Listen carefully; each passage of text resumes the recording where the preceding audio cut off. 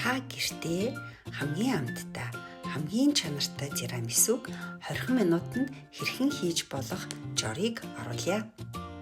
Бидэнд 350 г whipping cream, 250 г маскарпоне, 200 г савояарди бичээ, 4 өндөг, 40 г сахарын пудр, 50 г элсэн чихэр, 7 г ванилийн сахар, мөн 300 мл кофе хэрэгтэй.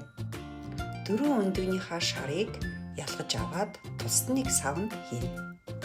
Үүн дээрээ 50 г сахараа хийж сайн миксэрдэнэ. 2-3 минут миксэрдэхэд өнгөн цайрч нэгэн жигд олно. Үүн дээрээ маскарпоне бясалгаа хийж сайтар миксэрдэнэ. Зурмаг маань үндсэндээ ийм болсон байх хэрэгтэй. За одоо тусдаа савнд whipping cream-ийг хийн. Та бүхэн болвол чихрийн орц найрлагагүй whipping cream-ийг сонгохыг хичээгээрэй. Ингээд whipping cream-ээ маш сайн миксэрдэнэ.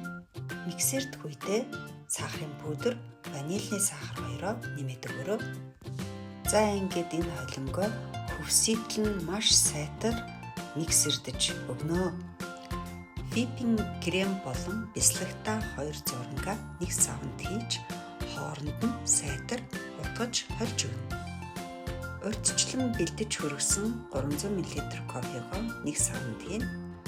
За одоо савояарди бичээнээ нэг нэгээр нь кофендо түрээд савндаа игнүүлэн байрлуулна.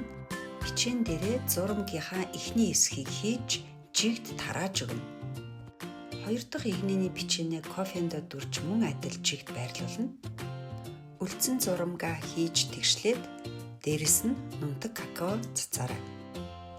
Хийсэн тирамисуга та дээгүүр нь бүтээгээд 6 цаг хөргөчөнд байлгаарай. Ингээд хамгийн амттай тирамису бэлэн боллоо.